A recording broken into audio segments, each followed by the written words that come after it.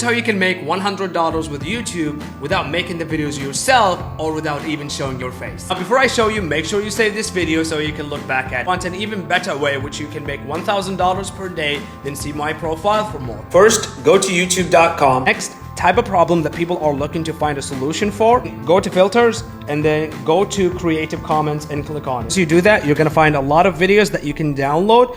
Then what you're gonna be doing is you're gonna download these videos and create your own channel. And you know what you might be thinking, is it legal for you to use the video? Yes, under Creative Commons license, you have the right to edit and share the video. Go to clickbank.com and then go all the way down and go to affiliate marketplace and then look up for the problem. Once you do this, you're gonna find a lot of solutions to the weight loss problem that you can promote. For example, I'm gonna take this one, then click promote. This is your affiliate link and that's how you're gonna get paid. When people click on this link, you will get paid. For each video you have, you wanna place your affiliate link in your description and that's how you can make $100 per day.